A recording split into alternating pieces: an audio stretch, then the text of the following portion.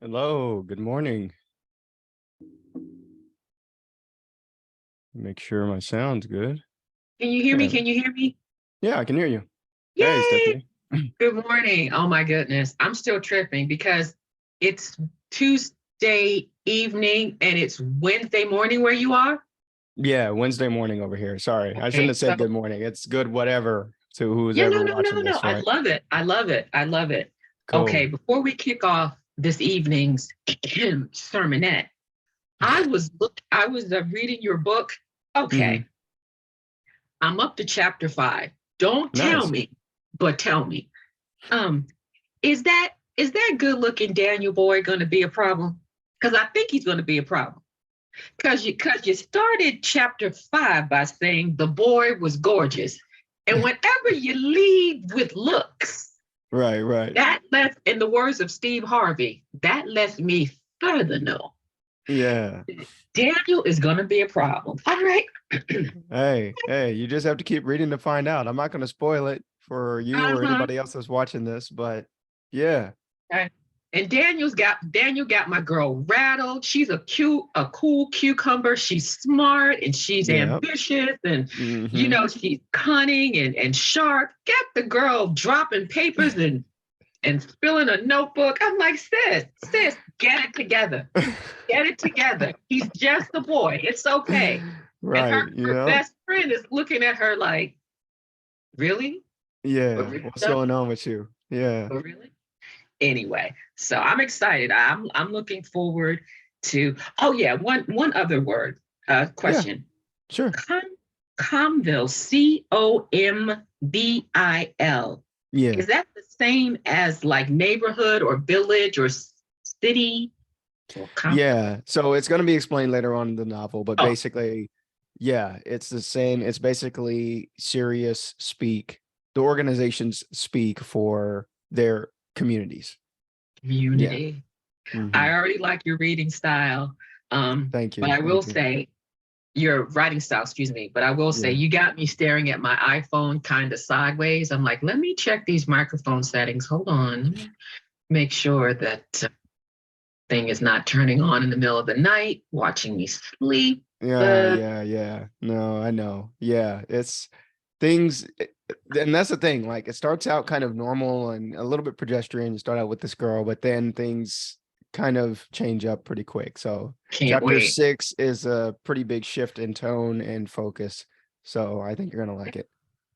So, in terms of me giving feedback on your book, and I can't wait to do that, and I Sure. promise you it will be unique. Are you okay? Are you okay? Because I always like to get permission first. Hmm. Would you rather me send it to you via email, or are you okay with me posting on Twitter? I And, mean, and whatever check? is most comfortable for you, Okay, honestly. okay. Because I want to There's drive no traffic to your book. yay. I Yeah. want to build a thread. I want to actually start building a thread. So I will, Wow. start out with, feedback number, not feedback, but just commentary and my Yeah, experience with the book. sure. And I will basically just add on to that thread. That would No be spoiler. Wait, now should I? I'm yeah. not going to put spoilers. What I will do is I will just provide provide commentary on my feelings towards certain characters. Like I'm gonna post about the good looking Daniel boy because I already see right now. I know a player when I see one, I'll read one, and Yeah, I yeah. peep what you're trying to say about him. But because he's in that class, Hmm. shout out to the good looking people. I mean, you can't help it if you were born beautiful. Hey. Oh, this is what Yeah, this is what this is what you were given. You know, exactly. right? But but something tells me that in spite of his beauty, his obvious beauty, he's Hmm. smart as a whip. Yes, to be in that class. Right. It Okay, so takes that's some how we skill. balance that. Yeah. No, I love this. I am just happy that you're reading it. I mean, I've definitely had Yeah, people over the years that are like, "Hey, oh, you wrote a book. Let me see it," and then they buy it, but I don't know if they read it or not. now I'm a woman So of my word. If I say I'm going to do something, I'm old school. I'm like, I'm going to do it, and I will do it, or I won't I say feel anything. like that is a lost art. I try and be that way too. If I say I'm gonna show up, 95% chance, unless I Yep. really get taken out of it, I'm going to be there. It doesn't matter. Exactly. I Yeah. agree. You want to live your life so that when you say you're going to do something, if Right. you don't do it, they call the cops. They're like, no, you don't Exactly. understand. Yeah. You don't understand. Keith is always here. When Keith says he's going to be here, he's there. The Right. fact that he's not here, no one knows where he is. He didn't call anyone to say, hey, so blah, da, da, da, da. We need to get the feds on this. Yeah. This is the problem. And Exactly. everybody's like, right, yeah, somebody first of all, call Keith's wife. And when you tell her, she is going to freak out. Like, what do you mean he's Oh not? yeah. Oh yeah. She No, no, definitely no, would. no. Let me get into my private helicopter that I keep parked on the balcony and Yeah. search for him myself. Mm-hmm. Exactly. No, I appreciate that. And I hope you truly like it. There's also people that No, read it I and like the style of it. I like thank you. Thank you. well, now forgive me because I'm not a writer, but I know what I like. And I like Yeah. the way that you set, what is it called? World building. The way Yes. that Thank you. you guided the reader through the landscape of this Yeah. world. Yeah. And you gave us the year. The year is like 2060. It's like 40 years or so forward. Yes. Yeah. Mm-hmm. Right. Yep. So it's just far enough for you to believe it, but it's also close enough to make you slightly uncomfortable. Right. And there are Exactly. some similarities between this new world and the current world Yeah. to make you want to recycle your plastic. Yeah. Yeah, Like, no, oh for God. real. And when and that's the thing. I wrote it mostly in 2019. Well, that's when I started writing it. And Yeah. the stuff I was coming up with, it felt like exactly what you're describing. It's like this isn't too far off, but Right. it's far enough. It's close and far to Far. where you can think about it, but at the same time, what are the implications going to be of this AI? What is it going to be of this new society? And I see Mhm. all of these types of experiments. I mean, I came up with Convilles, but I've seen so many people start up what they call collectives in very Okay. different forms. They have it in the Yeah. name. I know I have it in my business name. And it's people coming together to form alternate, basically existences among their tribe. People Mm-hmm. that like what they want to get them together and whatever, and they do it in different places. They do it on Slack, they do it in Discord, they do it on Twitter, they do it in email. It doesn't matter where you do it. It Exactly. just matters that you're getting like-minded people like VirtuousCon. Yeah, That's a that was so very, great. yeah, it was awesome. And I haven't been able, I don't normally connect with other Black sci-fi creators. It's a pretty small Yeah, demographic of people that is hard in real life would be very difficult to exactly. get together, but Exactly. You last week they recognize did your it. people. When you see your people, you're like, oh my God, another Yeah. blurred. Yeah, you kind of do. And it doesn't have to always be about around race or anything, but it's also just interest as well. And that's what Yes, it's like an exchange of ideas. It's a common yes. ideas and common beliefs and just common worldview. And Mm-hmm. so Mm-hmm. that's what I was thinking when I wrote the book. I was I like, love well, it. here are these people that got together and then they got big, they kind of blew up, but you haven't gotten far enough in the book, so I won't spoil it. I'll, But yeah, I'll, it I'll takes come some, back and be like, Keith, so Keith, yeah, this chapter, when it all went left, what happened? yeah, Also, I like the I like the two female characters at the very beginning. They're best yeah, friends yeah, or friends. Oh, more like frenemies. I peeped that, Keith. I was yeah, like, yeah, okay, I'm gonna watch these two because yeah, they're friends, but they ain't friends. Like they're right, friends, but they ain't friends though. And I like the fact that they're both uh, young girls, young yeah, women, mm-hmm, and they're smart. And wait a minute, um, the one with the crush, the one mm-hmm, who's fallen out at the school, yeah, when she was a little girl, and her father gave, like parents will give kids something to here, play with this. Like if you're right, a baby or a toddler, the cardboard box is magic. Oh You yeah. spend all this money with these toys and the kid plays with the box. And I like the fact that the father had given her sort of like, here, play with this. And she was like, and next. And the father's like, wait, what? Right. And she was such a badass that she like went through training, or what do they call it, internship. But she ran out of runway. They were like, okay, so what you're gonna give the girl to learn, because we ain't got it. We ain't got it. And she was hanging tough with the adults. And it was so sweet that the father was told, we can't have babies in this class because this is for the big people. Right. But her father has pulled. He's like, oh, you gonna get my baby in this class. I don't want to have to come down there, but it's gonna happen. And lo and behold, boom, the baby's in the class. Right. I just love how you normalize that. You just said it, a matter of fact, she's smart. She ran out of runway. They had to accommodate her because she's a vet. She's something. But her friend, that one right there, her friend, I just feel it. I could be wrong. Now you know the story because you birthed it. Right. That friend, I'm feeling like, because they have this rivalry from itty bitty kids, right, that they kind of understand each other. right. It's like, this is what I'm getting as a reader. You tell me if I'm wrong.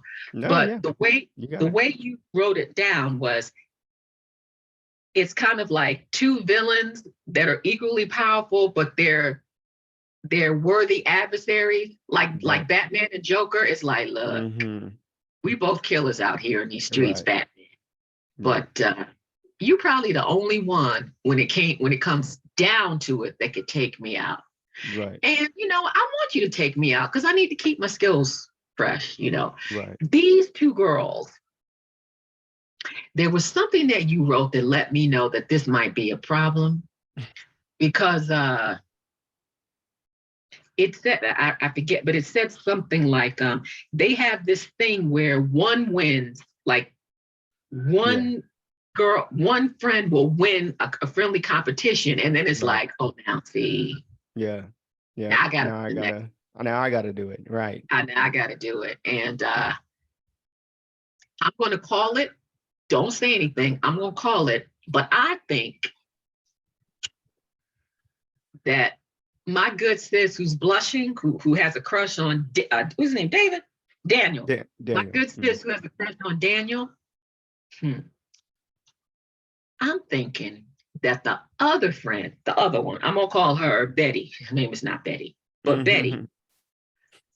I think that Betty is gonna peep this.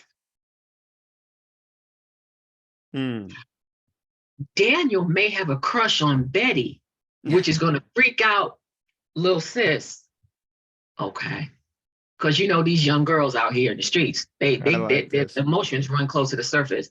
So I'm calling it. I don't know, and we'll laugh about this, but little sis is peeping at Daniel, but Daniel is checking for Betty. Right. Betty is looking at little sis to see how nervous she is around Daniel, and she sees that, okay, I see something there, but Betty's not into Daniel. So it's like the triangle where little sis is looking at Daniel's looking at Betty. Right. Wait, is Betty in love with little sis? He's in love with little sis. Oh, I love this. No, it's funny. It's just interesting to see different people's how they, because of course I wrote it with a certain mentality and a certain frame, but that's one of the things I like about writing and just creating stuff in general. Everybody sees something different. And now I'm just projecting because I only got to the board was fine. The board was gorgeous. So I don't even know. Daniel could be a stalker, cyborg. His mama was a cyborg and his daddy was human, and he could have like mechanical parts or mechanical eyeballs, or half his head is gone when he goes to sleep. I don't know. So, but I just want to let you know, I appreciate your writing. And Thank I'm you. going to start Thank a you. thread on Twitter. So I think when you're sleeping, I'm up, I think, or something. Yeah, There's yeah. a window where we're both up, but Yeah, of you can course. look at your Twitter thread and go, now what does she write? What does she write? Now, see, that's not what I meant in chapter 7. That's Hey, not, but where did she get that? Yeah. hey. I mean, I told myself when I started publishing stuff online and my book, of course, I'm like, it's not yours anymore. Mm-mm. The story, it's not. I mean, just is that's going to happen, and that's a good thing, right? Because that means Yeah. it's permeating the culture. It's out of my head and into yours, and you're going to do with it. And some people, I'm sure some people have read it and they don't like it at all. They probably see, It's oh, a this is lot. sci-fi, and they start out. Why does it start out with this teenage romance shit? You know, like what's going on with Mm-hmm. that? Mm-hmm. And okay, maybe they don't like that, but at the Mm-hmm. same time, you're gonna look at something different. I know when my mom read it, she saw something different. When my wife read it, she saw something different. So it's just like everybody, that's art. Yeah. Everybody, I had an intention about it, and people take it a different way, and I Mm-hmm. love that. That's the way it should be. My Mm-hmm. interpretation, it shouldn't be the right one, the only one. It is an interpretation, but nobody's ever going to see it the same way that I do. I told myself Mm-hmm. that, and some artists get mad, some authors get mad when they're like, "Nah, that's not what I meant. They shouldn't have got it that way. They got it wrong." Well, I'm like, no, it's the way Subjective. you're getting it. Yeah, it's all subjective. So Subjective. I'm like, Yeah. hey, Yeah. So I'm I looking love it. forward to that. I'm going to also check out your audio dramas. Now, in Sure. the audio dramas, Hmm. are you doing all the voicing, all the parts, or do you have a? Yeah. So for the majority of the parts, actually, for Jean Hua, my wife actually does those chapters. Ah, okay, So if it's a majority Jean Hua chapter, which there are a few in the book, and the first ones are, then my okay, wife will do it. But yes. most of the time, it's me doing all the voices, which Ah, is wait a entertaining and minute. interesting. I just thought of something. Now you don't have to tell me. Hold on, see, because I listen. You know exactly where I'm going. I listen very carefully.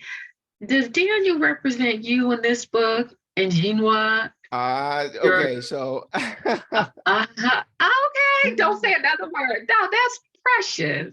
You wrote a love story about how you met your wife and you try to bury it in a sci-fi novel. Look at you, smooth. Look at you. You're smooth. I appreciate you, oh my sir. God. Thank I you. Thank you. appreciate you. He said, you know what? I want to write my wife a love letter. Okay. Gonna make a sci-fi novel or a story and I'm going to just kind of rearrange these characters. Then I'm going to give it to her on our 10th anniversary. She'll love it. That's funny. I'm winning. Okay, beautiful. So Oh man. tell me what your office hours, what's the purpose? Tell me what this Yeah. is all about. So yeah, this is the first time I'm doing this, and now Mhm. that I've gotten a little bit more people, after VirtuousCon, I got a few more people on my list, and basically my whole goal of doing my stuff online is my mission statement, which is to connect humanity and cultures through education, technology, and story. And I highly believe in the education piece, and because I've done so much online, and I know it's very difficult to reproduce the stuff that I've learned. I mean, I've gotten stuff from Twitter, newsletters, courses that I've taken, all this stuff that I've done. So what I'm trying to do is give people in chunks. That's why I sent that email out yesterday to y'all saying, Mhm. hey, what are you interested in talking about? Because there's layers to this, what I'm doing. There's a beginner layer where you have nothing. Right? All you have is an idea. You're like, man, wouldn't it be nice if I wrote a book? Mhm. I had a podcast. I finally did that art. And a lot of people put this off, because I remember this, when you're working full time and you got family and life, Yes. these are thoughts that a lot of people have, when I retire, when the Yeah. kids leave the house, when I'm done with school, when I graduate. Everybody Yeah. has said this at once in their life. And that's what I said, Mhm. honestly, about my novel. My novel was supposed to be a when I retire novel. Yep. And all of a sudden I was like, you know what? I can start now. I can do it now. I have time. This was pre-COVID, but COVID hit next year. And so I really had time during COVID. Oh yeah. So I was like, let me do this now and let's just see how it goes. And then, fast forward 2 years later, I've got people like you reading my book, people Yeah. listening, 12K downloads in the audio drama. So people have heard my story and it's amazing.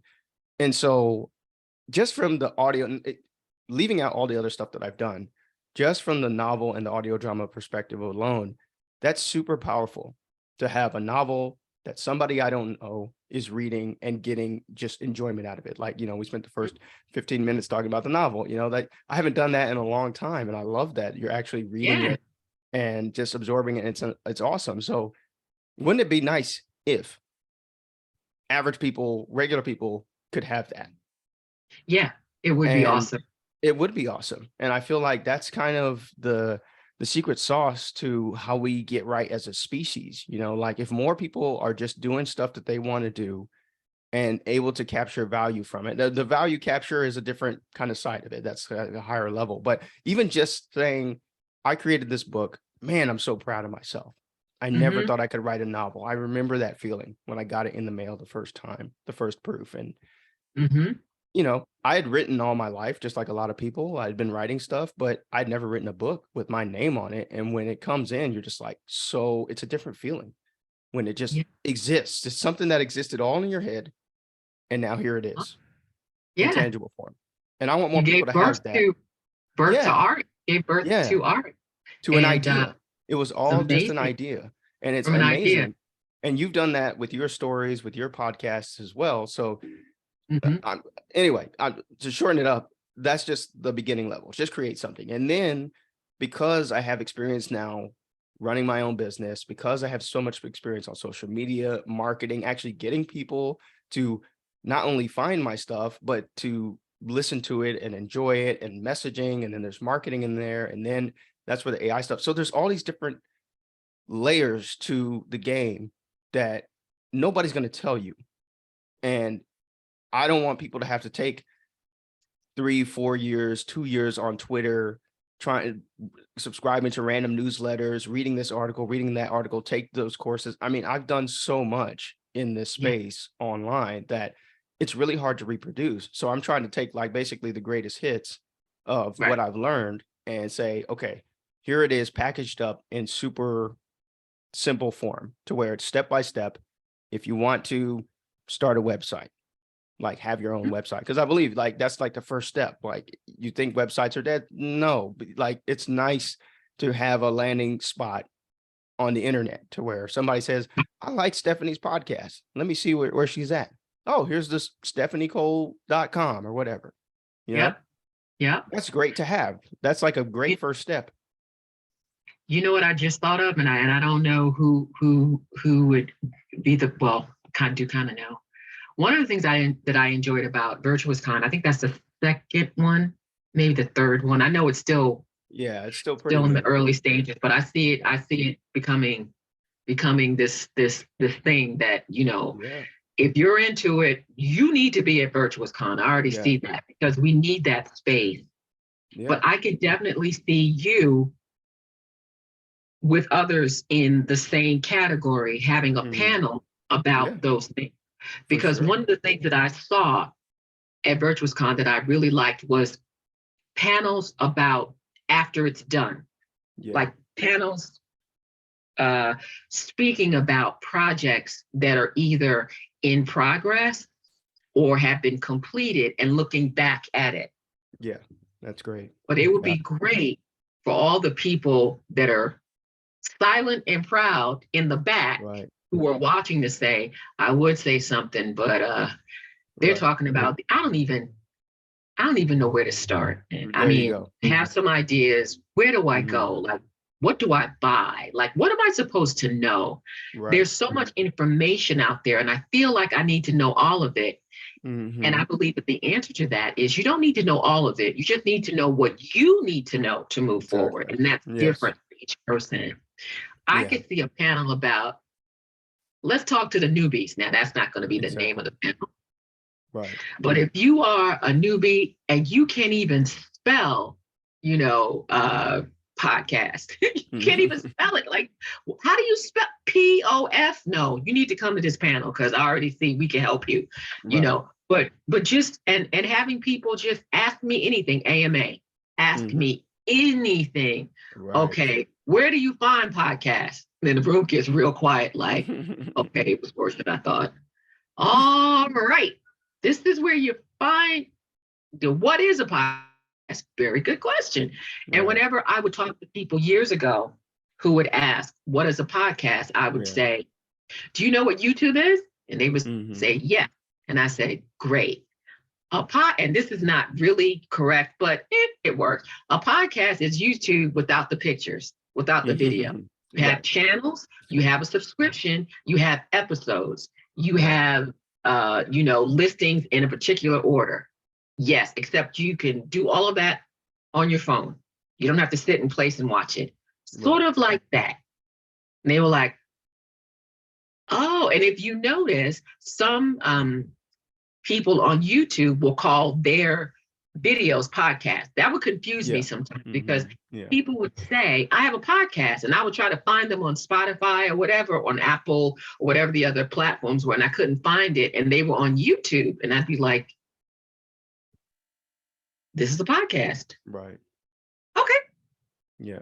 cool. So I think this is great. I think Yeah. this is great.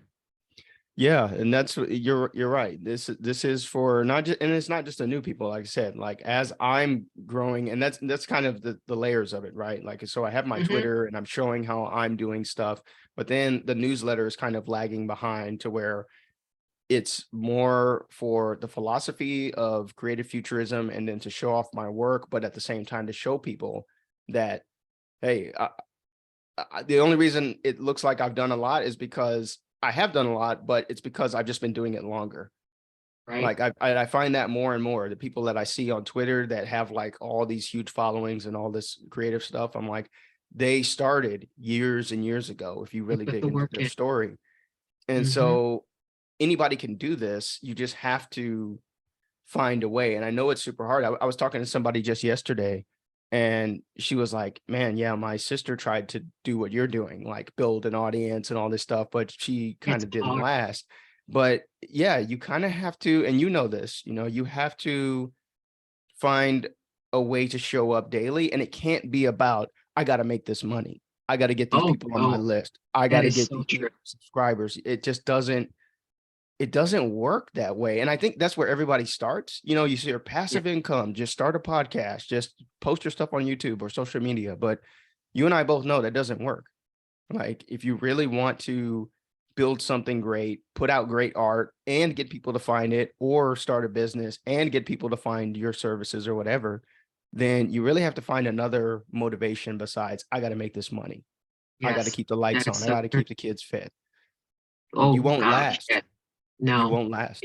it'll be a hard road. It'll be And I really tough. totally agree. And you Yeah. also have to love what you're doing. So Yeah. you would do it for free. You really are doing I it for I have been free. doing it for free.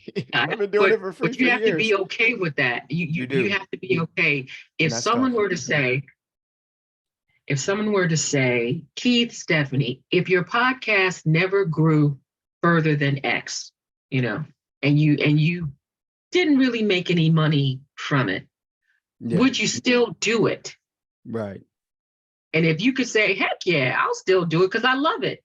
Yeah. Good. Then Keep you're at it. there. You got it. Keep at it. Keep at it. Hey, Hey, Lauren. Lauren. Hey, what's up? I see he got some sleep because his eye was trying to do that thing this weekend. I know. Oh my God. Yeah, that was I'm still recovering. I still haven't recovered fully from being up those 2 nights, man. It's Wednesday over here now. It's been like 3 days, and no, it's been 2 days. Um, Yeah, because I know because I was like, damn. And then I was once again, I was in the middle of that happening in the Kickstarter I was trying helping out with. So I was like, I'm tired as hell right now. yeah, yeah. Well, what's going on? I'm glad you came out and graced us with your presence. I'm like, man, I feel so fortunate to like just have spoken with you so much at Virtuous Con because you are just man, I thought to myself, like, how many lives has she lived? Like you have experience in literally like every field, like especially creative fields, TV, music, radio, marketing, advertise. I'm just like, is there anything she can't do? I don't know. I Can like you bring different. me up to speed? Because I don't know a lot about the wonderful Lauren Hazel or Hazel. Forgive my ignorance. I know Hazel like the hazelnut, so it's just straight hazel. Can you give the, because this is gonna be recorded, so I'm gonna put this on my YouTube channel. So can you give people like just kind of a, hey, what do you do? Like I just hyped you up, but I mean, I Oh, know he's you like, can yo, tell what me do you better. do? Like a whole bunch of stuff. I would see. Oh, technically, I own a few different businesses. One in the creative space called Black Nerd Swag, which started out as a subscription box a few years ago, transitioning to us creating our own products versus we sourced products. So that was a interesting business in the time of subscription boxes were like really popular, and that was the thing at the time. I own a couple different marketing teams. One is a partnership between me and a couple of my partners, and we deal with a lot of high-end clients, so clients that are doing 5 million plus, and dealing with lead generation and stuff. So that runs the gamut. We do some government contracting as well. And that's all depending on almost what the government is needing at the time, which is everything and everything. And then on the side, I have my individual. I have a small call center that I started. That's the newer business, actually, that I refer to mostly as my retirement business, because it's like, all right, so you're an entrepreneur. You got to make sure you have what do you do when you retire? And, I am good at delegation. Like, I don't mind not doing the thing.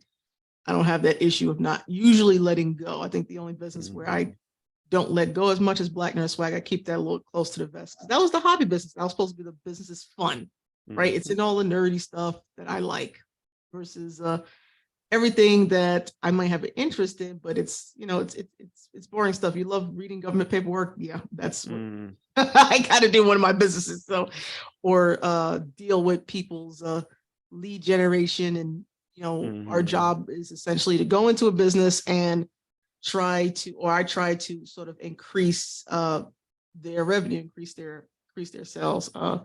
Mainly when I go into different businesses. So that can include turning Instagram accounts that, let's say, have a bunch of followers. You got some that are 30,000, 100,000 followers. My job is to go in and attach to certain things to monetize that account, and stuff like that. So usually we're the monetization people that come in when a company gets to a certain point and they're like, hey, I'm losing money for whatever reason, which is mostly because they don't sell something or they can't figure out why they can't scale a product. And so I come in a lot of times and, oh, let's look at your email list and let's, create campaigns around that are there to, get more revenue so that they can do things like hire. A lot of times they can't hire because they don't have the money. And, it's not always easy to get a bank loan. And you don't always want to go to a VC and give up half your damn company in order to get enough money to hire a new dev team. So usually, we're the other solution besides, trying to go those routes. Just kind of wow, that is impressive. You're the people that they call. They keep your information in a glass case with a tiny hammer next to it, and it's like, break the box. Are you sure? Break the box. Call Lauren. Are you absolutely sure? Break the box. And that's just her current. That's just her current stuff too. Like she's being a little modest, but I've talked to her. We talked for a while during Virtuous Con over the weekend, and her adjacent experience from those 4 primary businesses that she just named is very extensive. Movie, film, television, music. I mean, totally believe it.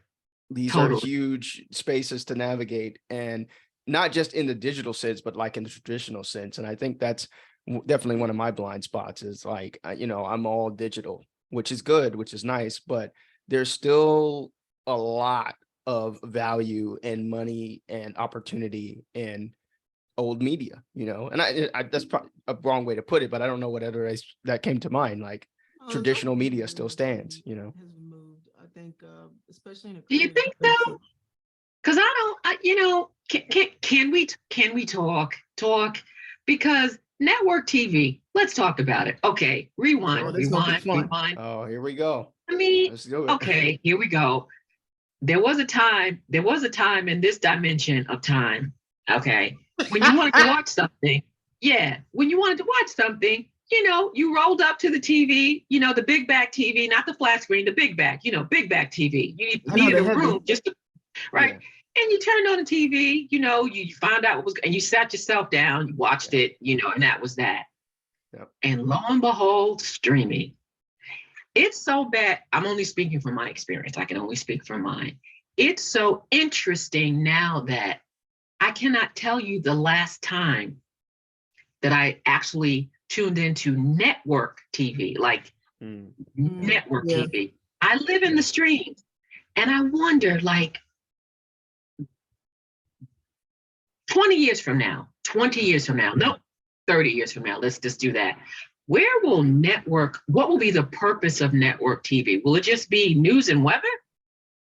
Run commercials that no one will see. Yeah. It's rough out there in the network street. It is entirely rough, and I'm in that space. Like, I know how that space makes money, right? And I know, and unfortunately, a lot of how performers or actors and particularly get paid is based on that model. When that model goes away, what we're having an issue here, especially in music, and we don't like people like, all these music stars, they're doing all these different things. They have to. You do not make money with music. If you're just putting out albums, you're making no money. They get paid less for a stream than they did with a CD. So with most CDs, it's like, an artist might get 5 cents, 10 cents, 25 cents per CD sale, recorded, something like that, right? But for streams, it's micro pieces of a penny. Yep. And like the people were asking, like, what is the worth of a stream? Like Joe Budden, it's much controversy.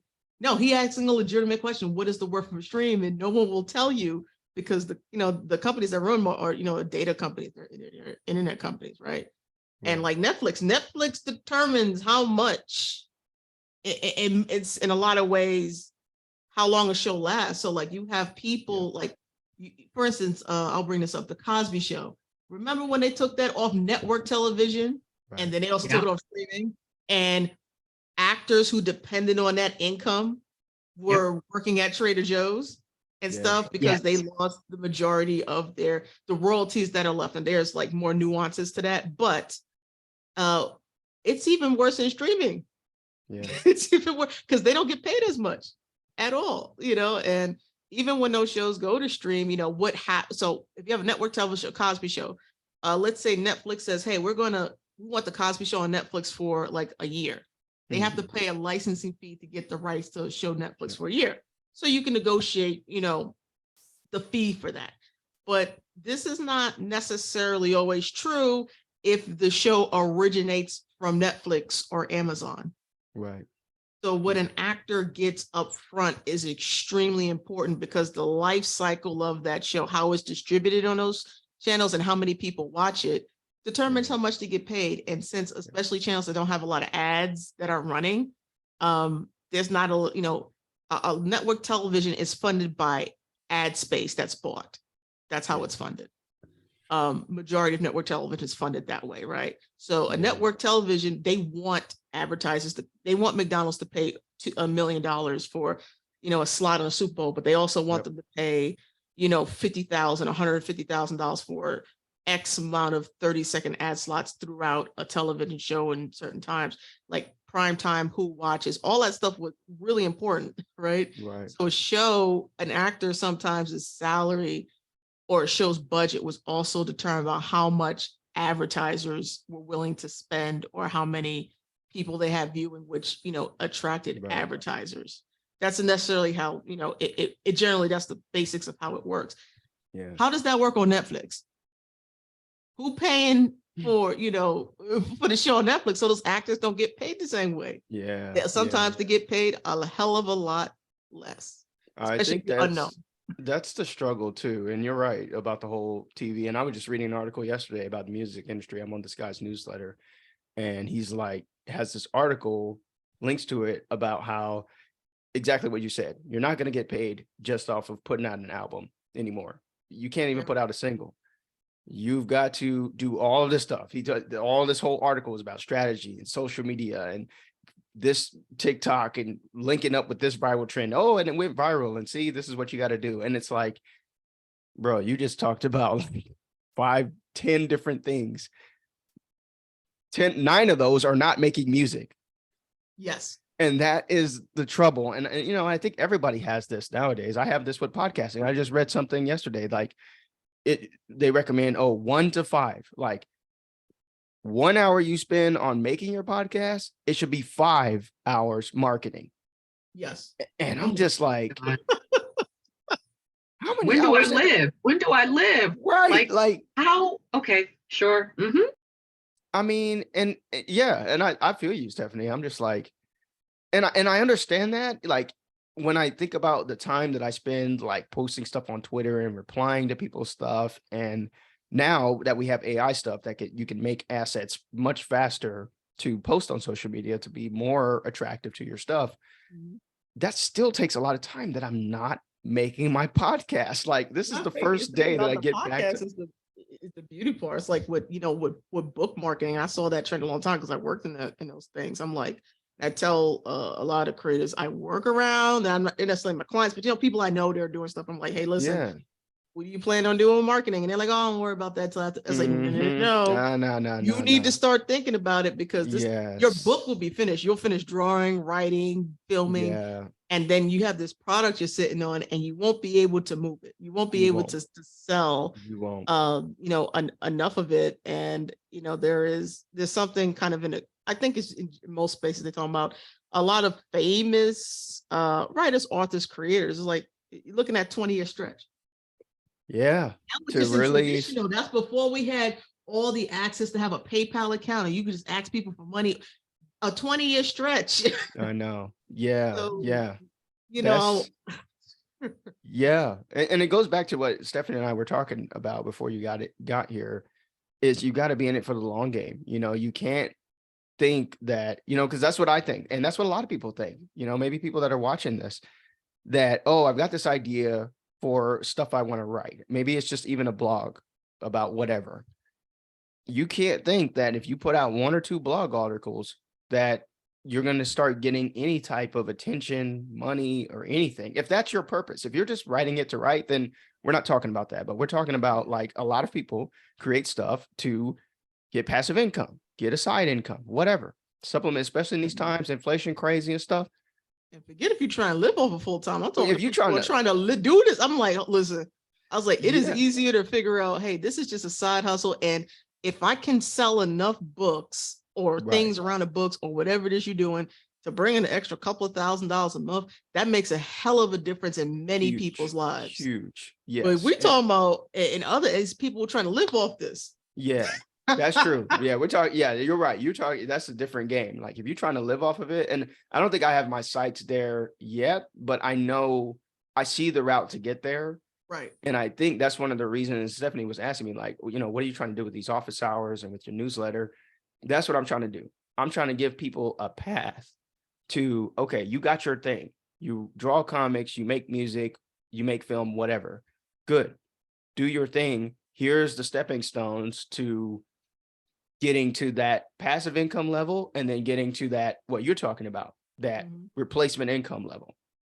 I'm not there yet, but by showing people on the way, and then kind of as I'm going, the people that are a couple steps behind me, I know that it's very valuable because I know I didn't have that. My stuff is just totally stitched together from random newsletters and courses, thousands of dollars spent over the years, wasting time, not getting any movement, and I want to shortcut that for people, or at least try. Yeah, I know. Yeah, that is true because I know like not everybody gets to run into a me who's been in different places. Like, yeah, I understand how this works.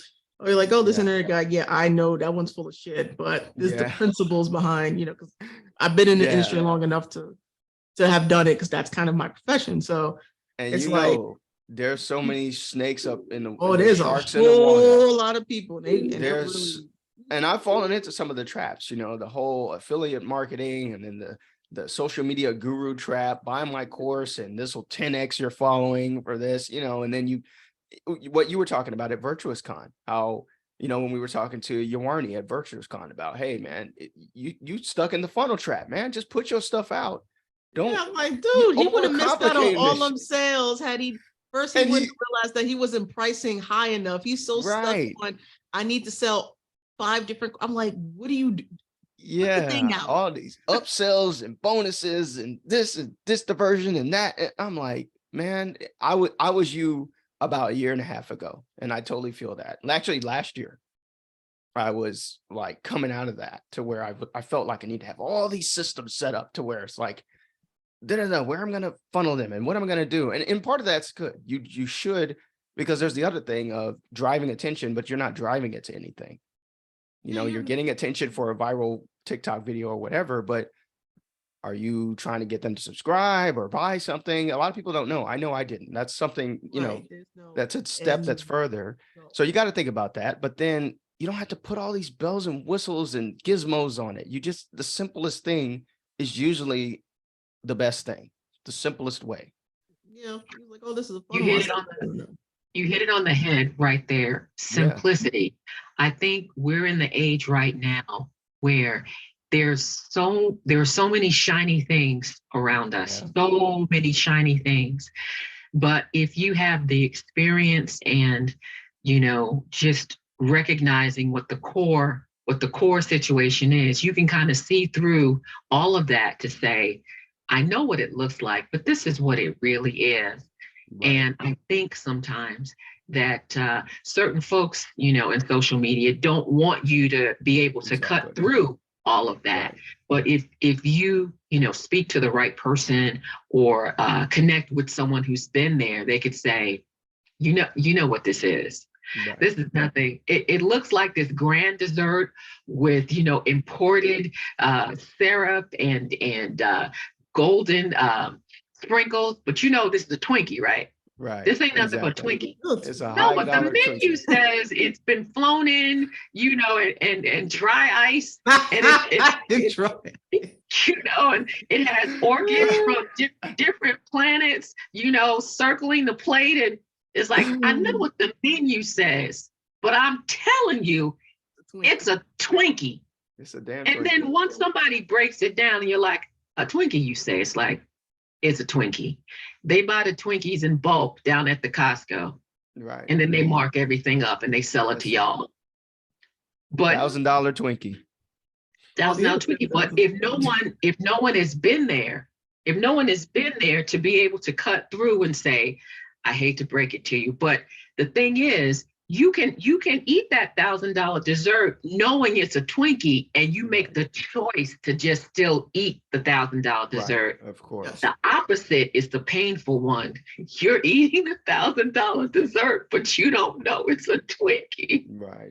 That you already have in your house, that you put in your kid's lunchbox. So it's knowing all facets of it, and then you make the choice because you have 360 knowledge. Absolutely. Mm-hmm. Yeah. A lot of people like with internet marketing stuff, especially now when people have lost their jobs or they're feeling the crunch of, you know, they haven't skilled up and those sorts of things, and they're like, oh, there's all this opportunity, and they just don't understand business, and like this kind of stuff has been around for decades. This is not new. That's what I'm saying. Like, yo, this is not new. I remember when this software came out, I knew the people who were the original affiliates. Trust me. Mm-hmm. You know, they make money off of you buying their courses. They don't make money to become successful. They only need a couple people successful to point to, but the rest of the people, honestly, you do not make money in that game. No. Unless your people are still trying to make money, because they still have the glimmer of hope. Even though I'm like, when we had that conversation, I was like, you need to separate the software from, you know, all the crap they're telling you. Because you can have different software stacks and still do the crap they're doing. You're still going to get the same damn result. Mm-hmm. But the software, you don't necessarily have to spend $300 a month on software that you can't even freaking use. Right. Exactly. You know, man. And I was like, there's other things, like, I can show you right now. Here, use that. You'd be great. You at least won't be wasting $300 a month. You know, you can use $100 a month. Yeah. It's a hell of a lot cheaper than $300. And then you could test whatever you want to test. It's the same software stack. a different software itself, but it's not going to cost you 300 because the difference is it's going that 300 in that particular case, because it's internet marketing software, photo software. They make the most money on that software by making you buy more programs. Right. And you've been through it and you've seen it and you know it. And I know, Mhm. you know it too. Yeah. So like I was like, dude, by the time in 3 months, you would have, I guarantee you'd have bought a $2,000 or $3,000 course. Exactly. Yeah, man. You- I mean, and that's the game, right? That's exactly it. Like, and that's the frustrating thing about some of these programs and software that they don't want you to get the transformation because they that's how actually don't want you to be successful. It's not they don't, profitable because to then them. you won't need them anymore. And over the years, I've been very careful about like self-graduating myself out of certain people's ecosystems because they operate on that premise that, okay, here you can get the 10x your following or whatever, but here's my next product, 5x your following on LinkedIn now or something. Like, it's the same thing. So it's like assuming that people, either they're trying to, they got the business model where they're looking for constantly new converts, right? New turnover, Right. but their existing people, they're not changing. They're still in their ecosystem getting the same types of products. This is the way a lot of people work. The same thing, and they're changing. Like to me, because I Yeah. was a tutor, I was like, the way I kind of think about it, because I've trained many a copywriter who work at some of the biggest agencies in direct response, and like I used to teach them on how to use stories to sell because they are not very good at it. And so they, at that point, I was the one training them because I had the background and I was good at it. And I believe in, you're not supposed to be, I'm not really supposed to be, you're not supposed to be my student forever. Exactly. If I'm teaching you this one thing, and there's a certain level to what I'm going to teach you, and then you just need to go because you could be learning forever. I want you to actually go do it.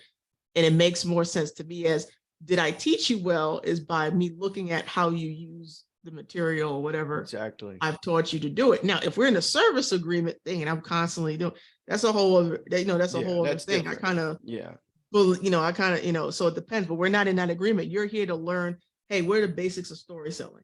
Great. Mhm. I've taught you the very basics. I could teach you more, but you already, like, you're a professional already. We're in the same profession.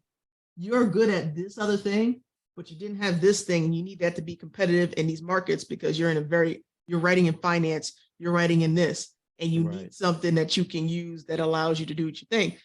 You don't need to sit under me. You need to go and actually use the damn skill so that you can make your money. I'd rather say, hey, Lauren, thank you at the end. And like, I rather turn, hey, Lauren helped me do this. Go see her. I'd rather you do that. Right. And you've actually used it, not 5 years later, you still trying to learn the basic lesson I taught you about being entertaining. Yeah. And that's the mark of a good teacher. You don't want to see your students come back. You want them to go and use the lessons that you taught them to where it's like, good, you can stand on your own 2 feet now. And that's one of the reasons why I don't, with all of my products and stuff, I'm trying not to, I don't put subscription models because it just assumes like a repeat behavior of returning for similar content. And even if I'm updating the content, I tend to want people to get the gospel and then go preach. You know what I'm saying? Like, go and do it for other people, do it for yourself, whatever, do it for your business, whatever you got. But, we can still consult or whatever, but you don't need me after a while. You shouldn't, if I'm doing my job correctly. Let's write like a trade magazine or, a trade whatever. We got some Like agreement where, like we got to, like, if we had a newsletter, I'm writing this newsletter, you want to stay subscribed to newsletter, that's perfectly fine. And I'm writing about the topics I'm writing about. But if we're on the same damn topic, like there's quite a few people in the space, like they're literally selling how to make your first $1,000 to the same freaking people for the last 7 years. Same people. They haven't really changed. It's the same people. I'm like, you bought another course that's just renamed something, but it's the same thing. It's the same thing. Yeah. So what happened to the first one? Where did you not do it? Like, did you not implement anything? Yeah. And that's on you. But did you do it? And no matter what you did, you failed. And then you bought the higher coaching program to the thing that gets you to $1,000 a month. When this was the promise in the first 2, 3, 4, 5, 6 courses. that's a hellhole that unfortunately a lot of people Are stuck in. Yeah. are stuck in, and they're entering. I think a lot of creatives, like I got people now who are leather workers, and I just stopped really talking to them because people didn't Yeah. understand the basics of business of, oh, now they know what a funnel is. And I'm like, Mhm. oh, that's good. So it's easy to talk to you. Unfortunately, you're falling in the hole of the wrong people, Right. because I know what's going to happen. And they tell it, oh, everyone says use this. I was like, this is a terrible software. You're going to get your account banned. They don't know that Yeah. because it doesn't benefit the person, trying to benefit off of them, because they get affiliate commission by them buying the product. So they're not going to tell them it's a bad Yeah. product. Of course not. I have I have a tremendous question empathy. for Oh yeah, sure. I have a question for both Lauren and Keith. I was waiting for the fire truck to pass my window. I live in New York City. I live on the second floor, and I live next to a firehouse. So Oh, when the fire truck pulls out, yep. it's a whole lot of fun. It's like, okay, let me Mhm. just put my mic on mute. Sorry, guys. So my question to Lauren and Keith on this great day is, I'm going to give you 3 words. You rank them in order of importance and why. And this is in regards to building a brand, building a podcast, Sure. the creative space. 3 words, rank in order and why. The 3 words are courage, consistency, creativity. Let's start with Keith first. Oh, He's I like, like this. thanks, Stephanie. No, You're no, welcome. no. I'm always ready for questions like this. This is great. All right. To me, it's courage, creativity, then consistency. To me, why? Courage, just to put the damn thing out. I mean, it's crazy that y'all are here today after I sent out, like, what am I wrong emails. Like, I literally fired off that email about office hours in like 2 minutes. I was trying to eat breakfast. I was trying to get ready. And it turned out it said officer hours in 30 minutes. Yeah, no, I looked at. I was like, I did like, see okay. that, and I was like, I'm not signing nothing. I You know. won't get You me in think I'm trying to military. recruit Nope. them in the military. Oh my God. But I bring that up because it takes courage to hit send and hit publish every time. It's always scary. It's always like, are they not going to see this? Are they not going to read it? And that's just that was just in my email list. I mean, I'm not even talking about social media and Twitter. Even if you're not doing social media, just the courage to put it down, the courage to say, I have an idea for something. That's the first thing that comes in. Oh, it's probably stupid. Nobody will ever want that, or I shouldn't waste my time with that. I don't have time for that. I gotta go to work. I gotta get these kids. It takes the courage to stop and give value to your idea. So that's why I think courage comes first, because you don't have anything. We can't even talk about marketing or brand building or business or anything unless you put an offer out, unless you put something that people want or might want out. If you don't have the courage to do that, then you got nothing. Then it comes with creativity, because I feel like, especially now, we're at the point to where you need to have your own identity on your stuff. Like, and that's interesting to say in this time of AI, when at the press of a button, you can generate walls of text, generate videos, you can generate anything at the press of a button with some type of AI platform. And a lot of this stuff is very generic that it comes out with, at least right now, right? And we haven't got to the point to where we have individually fine-tuned stuff. That'll probably get there, but right now it's all pretty generic. Creativity is there to say, this is how I think about this. This is my individual take based on my experience and background. That's creativity. Last is consistency, because like we talked about earlier, you have to just keep doing it. You can't do it once or do it twice and get no views, no likes, no sales, and think, oh, my stuff is trash. Nobody wanted it. No, keep doing it. Like, you'll get better, it'll get easier, and more people will find it, as long as your quality is rising, as long as you're iterating positively to where every time you're getting a little bit better, then the consistency is going to pay off. And I can tell you from experience, That is what has happened with my podcast. That's what has happened with my writing, my new everything that I've done.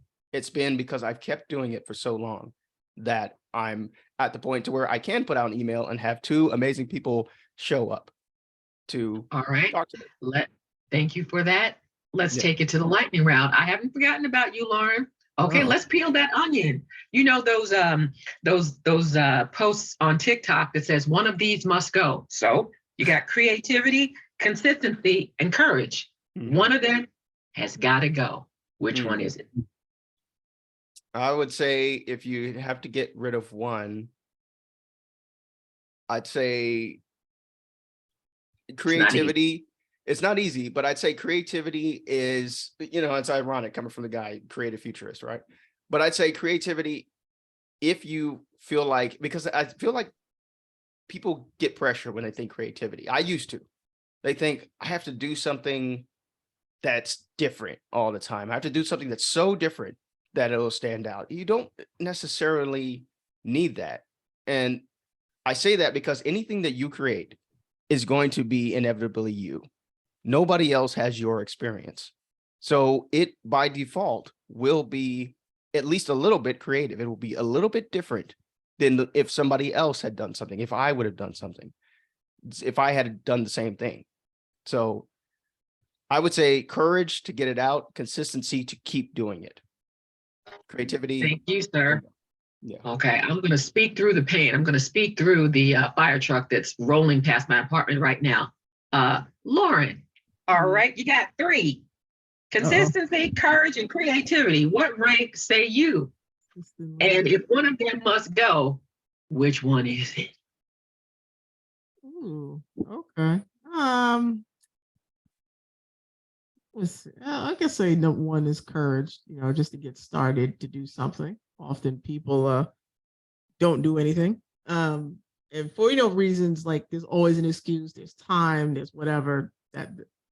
So you just need to get your stuff started and done. I say consistency is number two, even though I fight for it to be number one a lot of times because most people lose the game because they don't continue to push. Most people in this game, in email marketing and sales and whatever, in running ads or using ads as a vehicle to get known or get more sales, they lose because they give up too early. And during the process, you will change. You could change your style. You can find out. You can't figure out what works or doesn't work if you're not constantly putting something out there and seeing what's being brought back at you. And that's a big thing. Like even I've talked to a lot of people who've run newsletters that, it became really big, in some cases were like multi-million-dollar acquisitions. And a lot of the things they will tell you was like, the hardest part was consistently making sure they published, every week, or for those who do the daily newsletters, where they're curating content. And over time, if you watch some of them, a lot of them have completely changed their formats. They didn't have banner ads. They do now. They only did 2 articles a day, or they used to do 5, and now they only do 1, and they do 1 big content. Like they completely changed their format over the course of time. And that's because they consistently went and looked for feedback and then changed and reiterated as they needed to. Because sometimes, like, what is the name of that newsletter? Not Too Long Don't Read specifically. There's one particular newsletter I'm thinking about, not Too Long Don't Read, but that newsletter, it started out with, they was like, oh, let's try it. It was like I'm a deer. Oh, let's try it. Let's, see if we get like maybe 5 people to read it. And the 5 people they got to, to subscribe to their list were just like the guy's mother, his dad, the other guy's mother, his dad, his sister. It was like 5 people were all people who loved them anyway. It was like, okay, mom, can you please subscribe to this? And that's what it started from, just like that. And for most people, that would have been, imagine only having 5 subscribers and one of them is your mom.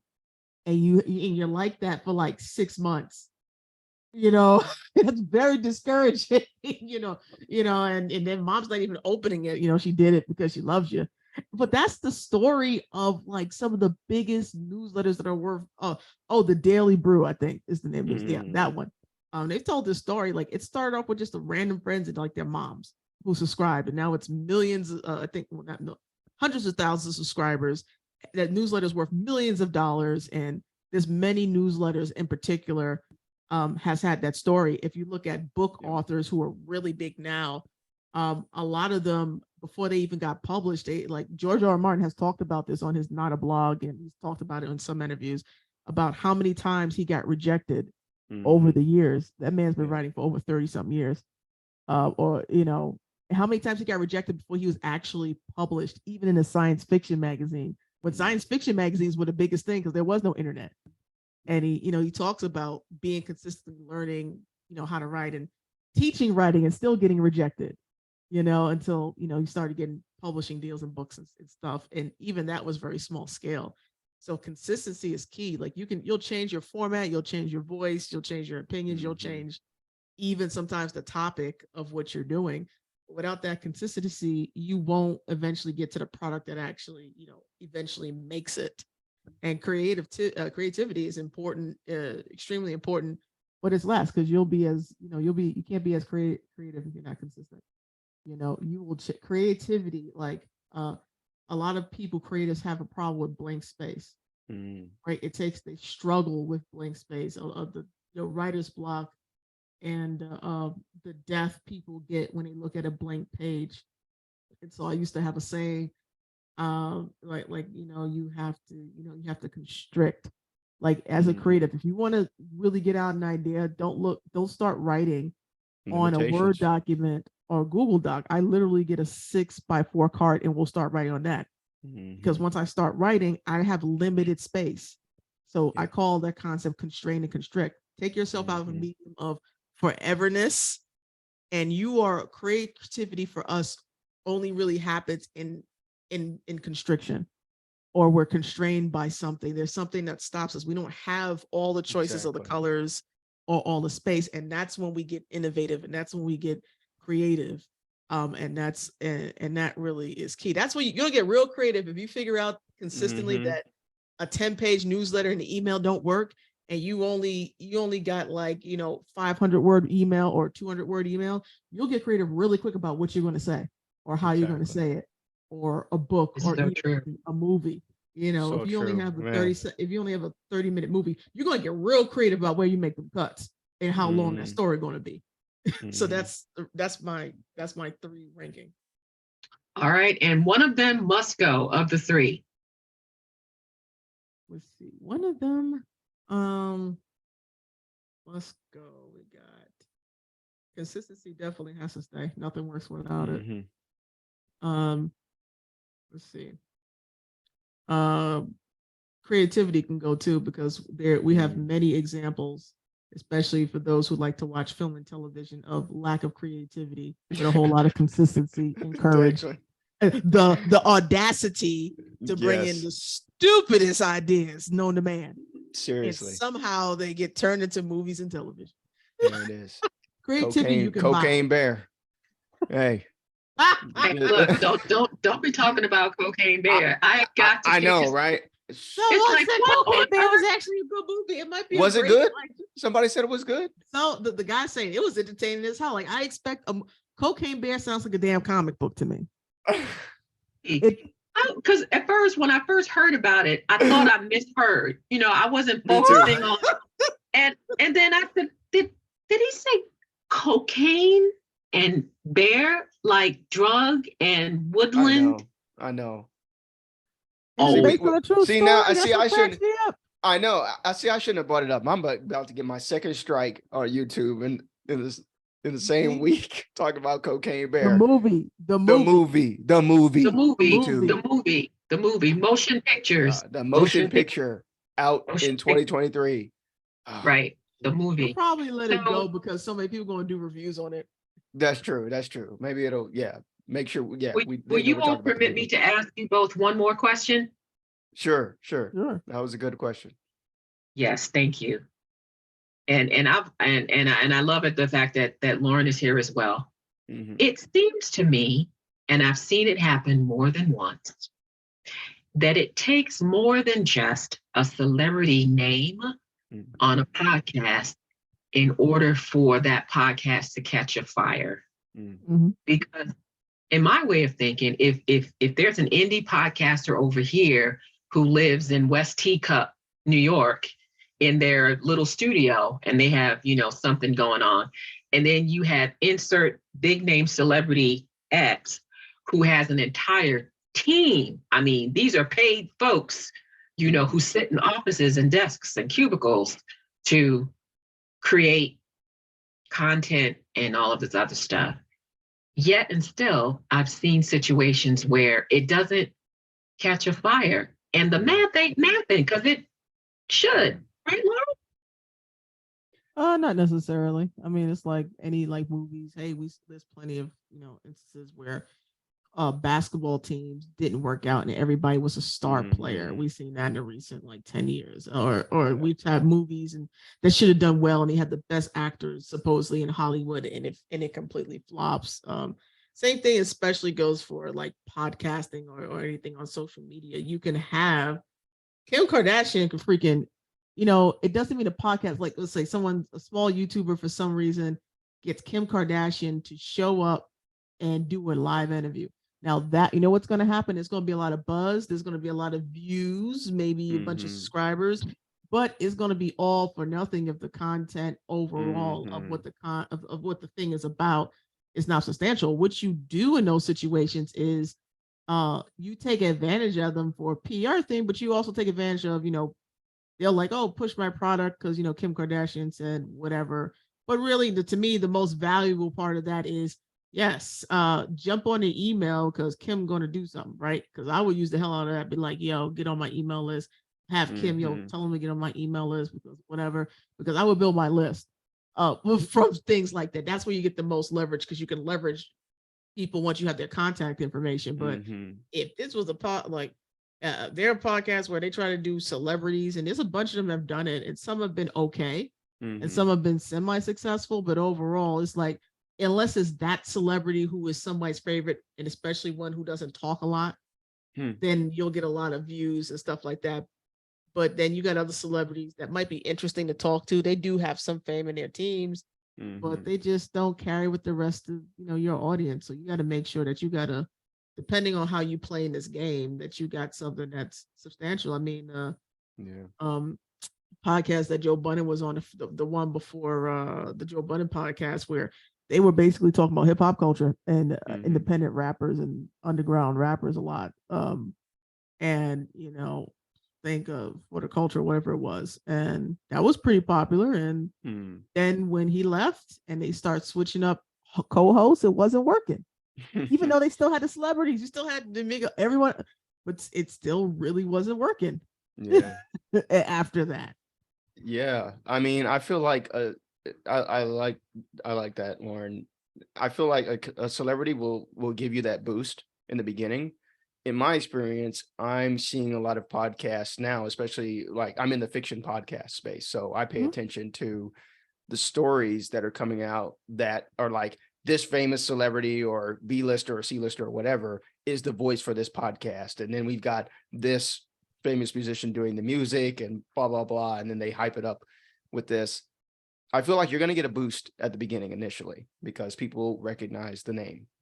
But Lauren's absolutely right. If the content doesn't stack up, if it's still like a mediocre story, I haven't listened to a lot of these podcasts, but if the story's not good or whatever, then it's not going to succeed just because you have a celebrity on there. And that's one of the things I like about podcasting in particular, because it is a little bit more celebrity agnostic because you just can't see anybody. You can't see the face. You don't have it. You just have the voice. And some celebrities' voices are very recognizable. Some of them aren't. So when they transition to do a podcast or whatever, like there's a few that I've seen that I'm like, I probably would not have recognized their voice unless I saw, read the trailer, like, oh, this is this celebrity in this story. You got to listen to it because of that. So in podcasting, I feel like us indies have more of an advantage to compete with celebrity driven content, unlike in YouTube and film. Definitely it's still a celebrity dominant game, and me being outside the US right now with the Super Bowl just a couple of weeks ago, I noticed that because I noticed a lot of the ads this year were celebrity driven. Did you see that, Lauren? That Oh yeah, them terrible it, ass ads this oh year. my god, it They was so they bad. haven't been that terrible in a long time. But They were bad. And it was funny because we have a different, like, we have like Armed Forces Services Network out here. Long story short, we don't get the commercials. We only got the game. So my wife and I had to watch the commercials separately on YouTube. So we watched them all like back to back. And we were just kind of scratching our heads. We were just like, listen, the "Are they supposed hottest to thing be about that Super Bowl funny?" was Rihanna coming out pregnant. Oh, I didn't even know that. That was apparently so, because I ain't watching. I kept saying, she's like, she's pregnant again. I'm like, huh? I'm like, because I'm confused about that. Usually Oh, I'll watch the wow. halftime show Yeah, and yeah, on yeah. YouTube or something. I was like, oh, okay. It's like, well, why did she do that? She didn't get paid. I was like, that woman Yeah. got $2 million, $3 million in freaking promotion. Because all of a sudden afterwards, the Fenty ads on Facebook went nuts. They went crazy. They went crazy. Yeah, Wow. they timed that shit. But it was all celebrity driven. I'm like, most of the commercials were all, you had that one Avid Driver, they had one with Steve Oh, yeah. Martin and Ben Stiller, and they're all, pushing the standard products, but it was just like, it just showed me like what we're talking about, right? Celebrities and star power. It still has an effect, but I feel like less so because people are paying less attention. Stephanie, like to your point that you mentioned earlier, people are watching less network television.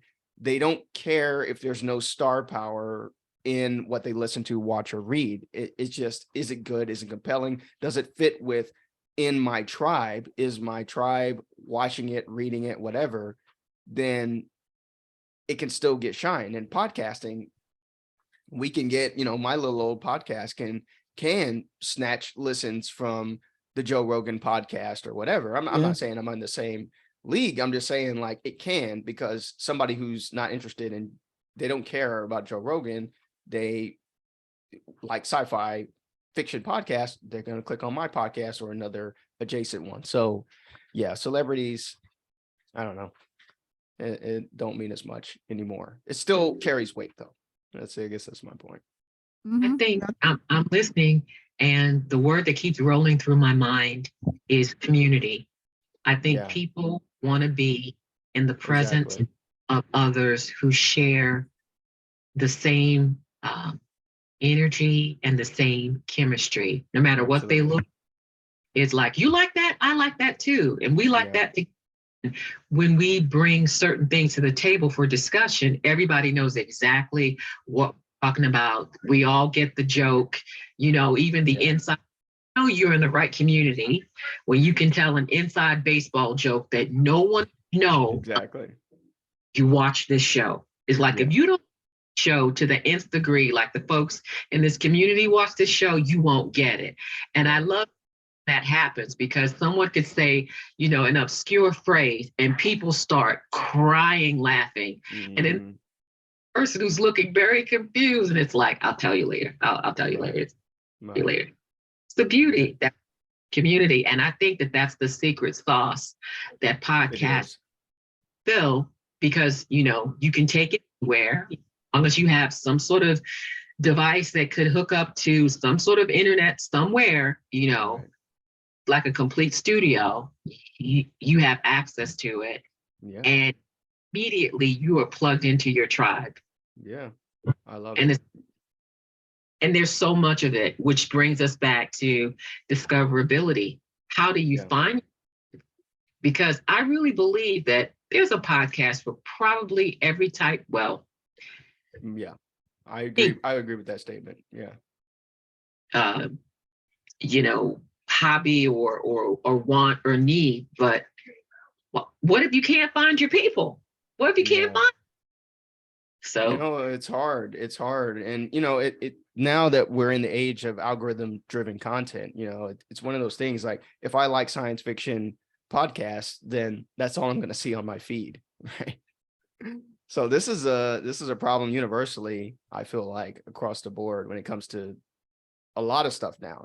YouTube, social media, it's all based on your previous interactions and touch points. So they're just going to keep serving you that same thing. So what I try and do for discovering new things is I actually try and randomly select a podcast every couple of weeks or something, or a YouTube video, something that's out completely, I call it confusing my algorithm, something that's completely out of left field to say, okay, I'm going to watch this now or listen to That's this. good. That's good. Yeah. Because you'll just stay in your bubble and You'll go stay. deeper and deeper into the rabbit hole. And that becomes your reality. Yeah. And that could be said for a lot of other things that are happening in the world. And I'll leave it there. Absolutely, man. Yeah, we could have a long conversation about that. Man, this was great. This was only supposed to be 30 minutes. I was about to say, wait a minute. I thought this was supposed to be 30 minutes. I did. I Okay. put it as 30 minutes just in case. I was like, if nobody shows up, then You're only here by yourself for 30 minutes and you're like, oh, it's just me playing this all along. yeah, exactly. This was a total planned event.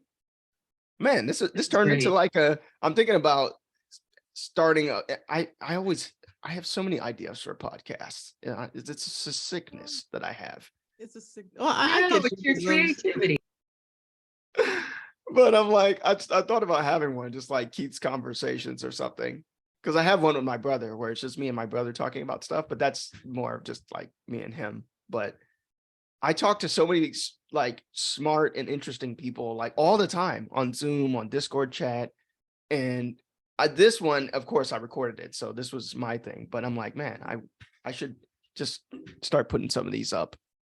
Oh, yeah, that'd be interesting. So you could have the Smart and Interesting podcast, the Smart and Interesting People podcast. I guess. Well, if you like, cause you connected, we'll hopefully get a chance to talk to Rick. Yeah, I appreciate that. Yeah, that you made that connection. Yeah, I actually sent him a DM this morning just about ghostwriting and everything. So yeah, because that's what he does. So he was like, yeah, that's what he does. He ghostwrites for a bunch of people now. Wow. And companies for their stuff. So amazing. Yeah, I'd love to get on with that. I really appreciate that introduction. And this, honestly, this is exactly what my thing, The City, is about. Creative Futurist newsletter of just connecting people with different things that are good fits. And of course, Lauren, you made that connection for me, which I deeply appreciate. But I mean, as things come up, and I know people that do, like Stephanie, you've got your storytelling podcast. I mean, as you get it back started up, that's very adjacent to my podcast, which is a fiction story podcast. So if people like my podcast, they might like your podcast. So it's that kind of thing where we can just kind of grow together. I love that. yeah, and those should be doing well, especially if you're for those on YouTube. I know I was talking to somebody else and they were like, YouTube's become a lot for like video podcasts. Really building, out there. I've seen people with like video podcasts with, I'm like, wow, well, you guys, they just don't, everyone's used to the YouTube version of monetization and, you get your brand deals and you deal with that. And I'm like, well, the simplest thing to do is like, the people are there. Some of you have phone numbers to call in, just build up the email list and the contact list. And then you can literally turn around and grab an affiliate link and just email people and get more people on using your stuff an affiliate link, or going and making those people pay you for a mention in your newsletter. Like stuff like that is simple. That's how a lot of other newsletters, bigger ones are like the Daily Brew and Too Long Don't Read. You can go in their press thing and be like, hey, like Too Long Don't Read. I knew offhand it costs $6,000 for an ad. Whoa. Too Long Don't Read. That's not an image ad. It is a text ad. It is less than 10 words. They charge, I think, $6,000.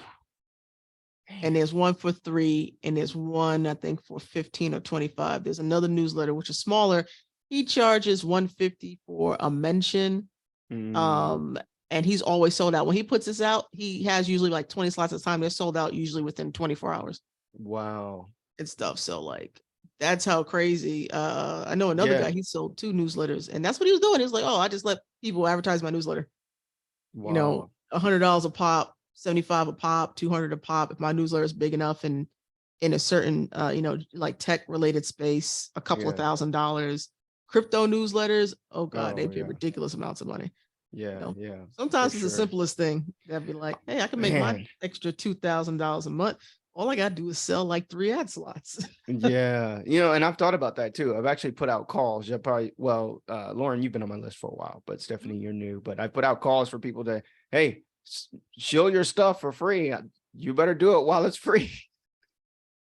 Because that is the first thing I'm looking at. I'm like, man, because it is like you're not guaranteed to get in front of anybody on social media, but with an email list, a At newsletter, least you know whoever opens or exactly. At least you know they saw it. Maybe they didn't read it, but they saw it. So yeah, really that is hard. And like it, you know, when people get numbers on their list to monetize, they apparently, you know, they're worth a hell of a lot. I've seen lists that are not Yeah. monetized, they don't sell anything. And they're worth like, oh, to buy this list would be like $6,000. I was like, how the hell are you worth $6,000? You got like 400 people on this Wow. list. Like, what the hell are you talking about? Like, you know, Wow. and sometimes it just depends on the vertical Yep. of you know what they're talking about. But if you have your list a little monetized, if you could turn around and say, oh well, this little, you know, 2,000 person list generates $500 a month or $200 a month, you know, you can get a few thousand for it on a sale. That's wow, that's crazy. Yeah, it's quite a, you know, amazing. I don't know how far you've been building, you know, your list. I've been on I'm still I'm still at under 100. And I think because I like this organic growth, like I like that I can actually like talk to y'all, and like I pretty much know everybody on my list by name. There's a few people that joined, like just they found me online and they liked it. Some people have been with me for years when I was still doing just language learning stuff like 3 or 4 years ago, which shout out to you if you're still doing it, because I've pivoted so many times and changed my stuff up to where they're still with me. And some of them I know from like their just old coworkers and stuff. But yeah, the list, you got to build your email list. Bottom line, you know, whatever you got, just build one. Even if you think you don't need one, just do it. You never know what will come up. But okay, I'm gonna end this because I know it's getting late over there for y'all, and it's getting into the morning over here for me. Shout outs for Stephanie. You got anywhere you want to point people to? Yes, I am on Twitter and Instagram, AO_storytelling, as well as all of the platforms where you find podcasts. Audio Oasis Storytelling. Awesome. And Lauren, you probably don't need to do the connect, but wait, why not? Never hurts. Oh no, of course. I'm always good to shout out my list. You can go to storyxbrandxstrategist.com. You can sign up on the email list there. I got plenty of I think I can still got a bunch of audio content on there, but there's also a bunch of articles from over the years. But definitely jump on the email list at storyxbrandxstrategist.com. Okay. And I'm Lauren, gonna get I'm those send you my links. mixtape. Lauren, send you my mixtape after this call, and you could just help me out a little bit with that. Appreciate it, thanks. Can you just You slide said it? the mixtape. That's what Got a couple of songs I've been working on. You know, I never had enough exposure. I figure, you know, send it to you. You can help me out. You know, get me to the Emmys front row center. You know, give me a slot. We'll talk. Thank you. I'm gonna get y'all's links. I'll email both of you individually and get the links for you, and I'll put them in the link in the description. I'm Keith Hayden, author of the Creative Futurist newsletter, the newsletter we've been talking about. This is the city. I hope to be doing more of these. This was supposed to be office hours, but officer hours. Turned into office hours. It turned into conversation. Turned into kind of a podcast type thing. I don't know what I'm going to do with this yet. It's definitely going to be at a minimum on my YouTube channel, but you can subscribe at thecreativefuturist.xyz. And then my website is keithhayden.net for all of my other stuff. The novel, the podcast, the audio drama, it's all on there. So go ahead and look there. Thanks for watching this. And I'm looking forward to doing it again. This is really exciting. Thank you so much, Stephanie and Lauren, for joining me. Thanks for having me. Problem. All right. I'll catch y'all later. See ya. Bye.